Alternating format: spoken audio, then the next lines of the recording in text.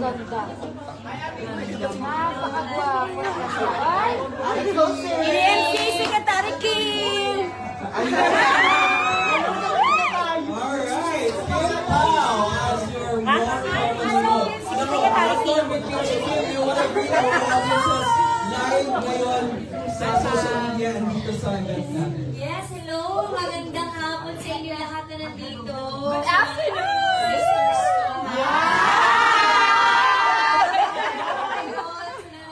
Online ba? Yes! Alright, Paolo, we want to hear from you. Yes, I just want to say good afternoon to everyone. BMC! We're as excited as you guys to perform for our Filipino community here tomorrow. Grabe yung sexy ng boses.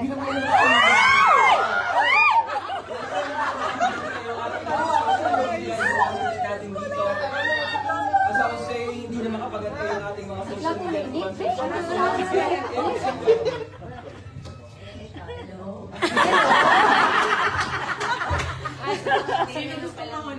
So yun, sino gusto mauna sa last question?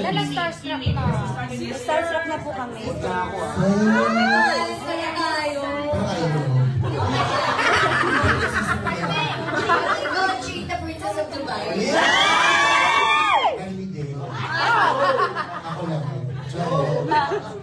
Welcome po. Marami pong madlang people dito. Ano ba? Yan lang, thank you. Tanong ko lang po, for Miss Kim and Sir Paolo, formal, Arden. Sa inyo po, syempre po, di ba kayo po ang tinaguri the dancing princess ng ASC. How do you brush it? Ano ba yung preparations ka before performance? Siyempre, kabisaduhin yung sayaw, yung mabuti, pero at the same time, nakakabalik pa rin every time na sumasayaw ka on stage. Pero, ang preparation is, ano lang, dapat maayos lang yung isip mo na you're in front of many people and I have to do my best. Yes. Kasi kilala po kayo sa mga, hindi lang po yung mga hip-hop, ganyan. Talagang lumalambigin po kayo. Di ba? Gusto mo din po yun, kaso nahulog ako. Sabi ko next. Sa showtime. Your show next. Ay, sige po. Susi pa, tsaka. Pero dito daw yung tali.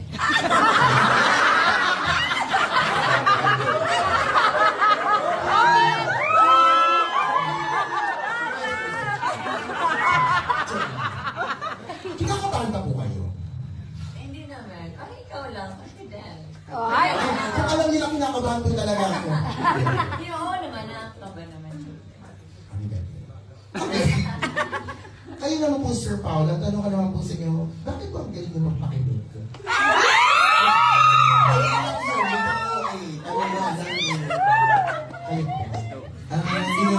Hindi naman pakilig, pero alam niyo naman sa isang seryo, pelikula lang, may script na sinusundan. BMC, I love you!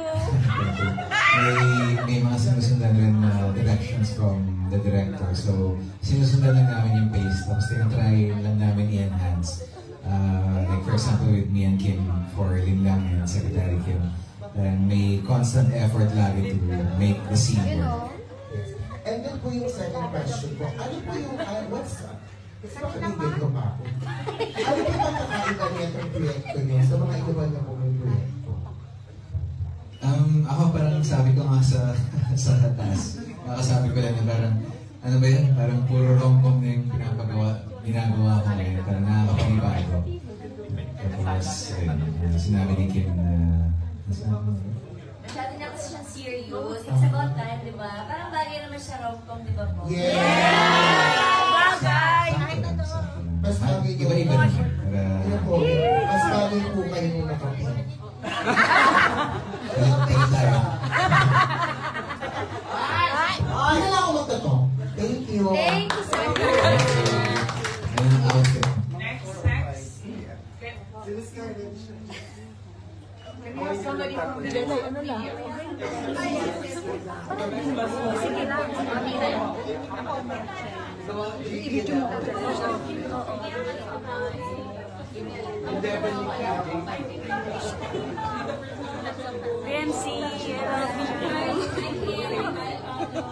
Welcome to Dubai. Yeah, we're here from Expat Media. We're very happy to see you here in Dubai. Actually, yung mga fans ninyo, parating nag-message sa amin. Asking, kailan ba talaga sila mag-on-stage? In fact, one group even reached out to us and saying they really want to book the tickets for the throwbacks so they can film you tomorrow. So that just shows us how big of a fandom you have, not just here in the UAE, but in the Philippines as well. And speaking of your fandom, one of the questions that I actually wanted to ask you was about your love team, like your on-screen love team. What do you think exactly makes it work? And bakit nga ba magaling kayo magpakilig sa tao?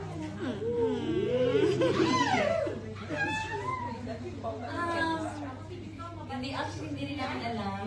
Siguro sobrang galing lang talaga ng director namin. Tsaka naglalagay ng mga background music sa amin. And then, hindi namin alam kung bakit nakasusupport sa amin. Pero sobrang kaming thankful na nag-inspire namin sila and kinikilig sila sa amin dalawa. And maraming salamat din syempre na merong nabuong grupo na sumusuporta sa amin. And to add to what Kim said, I think it's also yes, the constant effort on our part and maybe the willingness to collaborate with each other. Because I'll give an example. We did ASAP Milan last year, and no one knew about Linlang, no one knew about Sec Kim or anything yet. So parang lagi ko kausap si Kim. Parang may performance tayo. Parang paano natin ipapakita sa audience para abangan nila yung Linlang yun. Paglabas sa TV. So there was really an effort also on our part to really try and make it work, because I mean not every pair up is gifted with a gifted chemistry and on-screen chemistry. So I'm glad that I got to work with Kim, and she's very willing and open to collaborate and open for suggestions.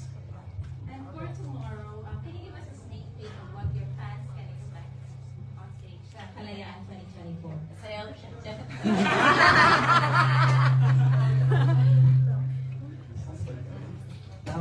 For tomorrow, I think we're doing I'm doing 3 songs and we're doing 2 duets. That's good. I don't think maybe for the Kim Paos who have been following us. I love you, Paolo. I don't think they'll see anything new, because I only have a pool of songs that I can sing. As I always say, I'm always an actor first, and everything after that is a bonus. Unless they make me sing and act at the same time. But we'll try our best to para hindi kayo mabitin or mapasaya kayo for tomorrow. So ako naman, yun nga, sabi ni Paolo, siguro they're gonna see me sing and dance and sing with Pao, and then call it chika-chika with the audience and everything, and then excited din kami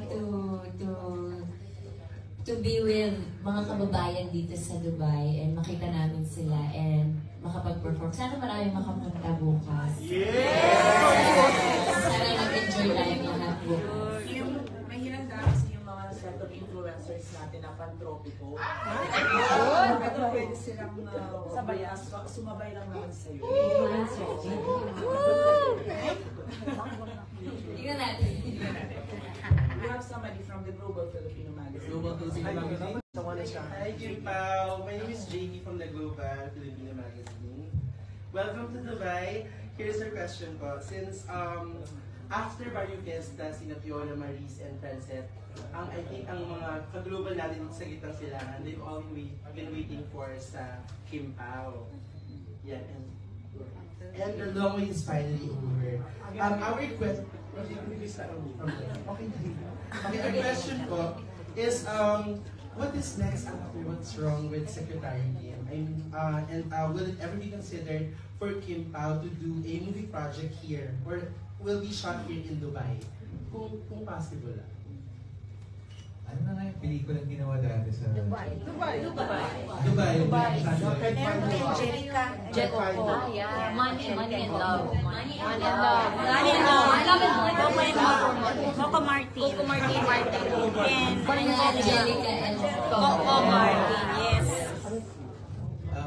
But for another project, for a movie project, probably there's a strong possibility that we might do it.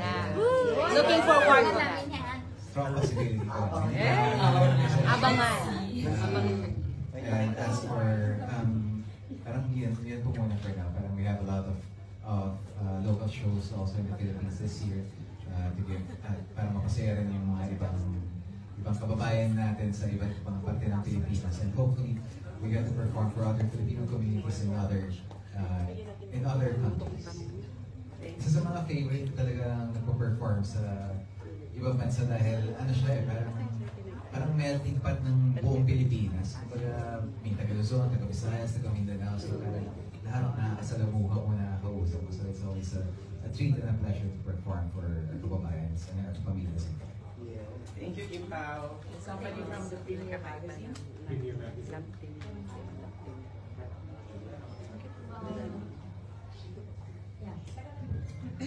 Hi po.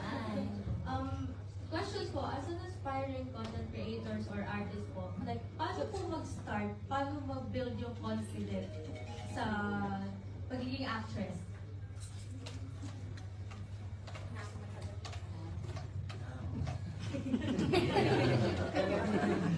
But I think we all have the same problem when we start, that we don't have the confidence. But you know, with repetition and knowledge, comes the confidence. If you know what you're doing and you're confident about if you're sure about what your content is or what your talent is and what you want to showcase, then maybe you can start there and slowly build your confidence. Pero ako hanggang ngayon parang kabado pa rin ako sa mga yun. Pero you know, I just kumbaga sa pag-arte, we have a material, we know our environment. Just be familiar, familiarize yourself to it. And, you know, sino ba? Si Jake, parang favorite niya yung sinasabi, Jake Wang, favorite niya yung sinasabi yung repetition, because it actually helps. Parang rehearsing with yourself, rehearsing the lines, rehearsing the dance steps, rehearsing your skills. Parang doon na ayos, doon mo nakikita. And maybe you could always record yourself also to see kung paano mo gusto i-portray sa audience yung content. I hope that helps. Ako naman, siguro the simplest way to explain yung tanong mo is just to keep on trying. Kasi masyado naman malawak yung mundo ng social media or masyado malawak yung mundo ng showbiz world. Kung saan ka yung, alam mo yung missing puzzle, kung saan ka fit na fit, dun mo aralin at dun ka gagaling talaga. Thank you so much. Thank you. Our next question will come from... Last po tayo.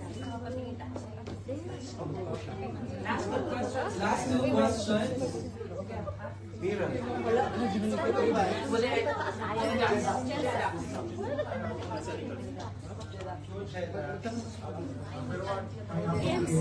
hapon. May hapon, siya rin ka. Yes. Agad no? Agad no? Bisaya ang naitaan eh. Tagalog, dili na siya sato. Gamay ra. Gamay ra. Pero di lang ako. Kim, may ang aking question. Meron ka bang ganggit dyan na pagkala? Dili niya ako kasulad din eh. Ibahan na. Ay, meron. Yung question ko Kim is I assume na first time mong magkalayan dito sa Dubai. So, ang question ko is, ano yung pinaka-look forward mong mangyayari bukas sa kalayan nila? Actually, Italian event, syempre, daghan, Bisaya or Tagalog,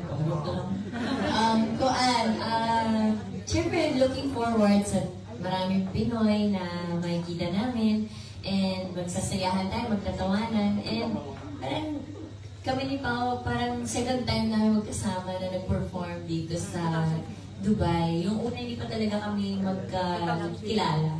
So parang after 9 years, nandito ulit kami to perform in front of our kababayan. So exciting.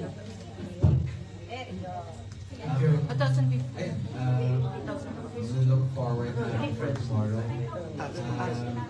Siguro like what I've said earlier, parang melting pot lagi yung mga ganitong events.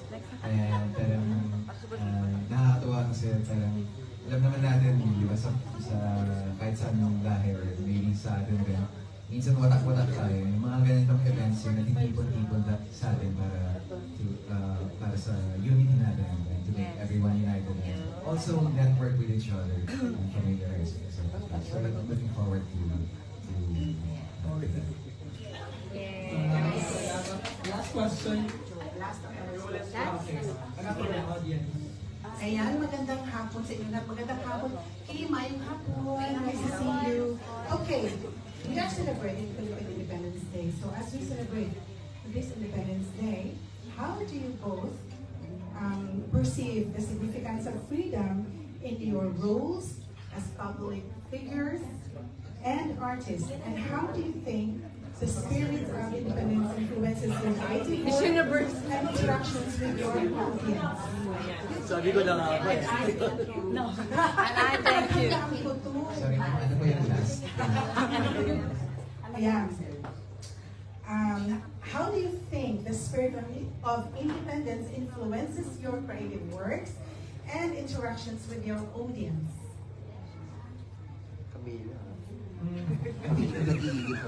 Our independence is very important for any line of work, because it doesn't just, it gives you freedom to not to do whatever you want, but it gives you freedom to explore and show who you really are without boxing yourself too much.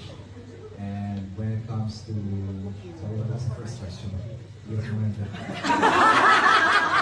Napaisip ko na si Pao. Bisaya, please.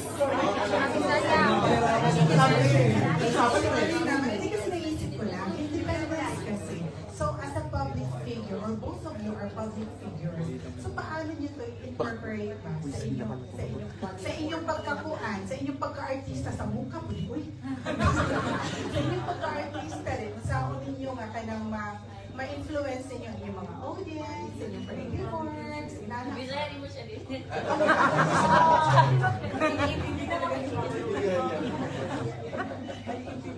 When it comes to work, we're one of, I would say we're also a very lucky country, because we have so much freedom to say what we want to say and do what we want to do, and I think it transcends in all our in each line of work, especially on our entertainment industry, dahil you can really express like these kinds of movies, these kinds of films, these kinds of series, and really show what you want to say without being able to move freely or without being given that independence. And I think it's very important, especially with our filmmakers.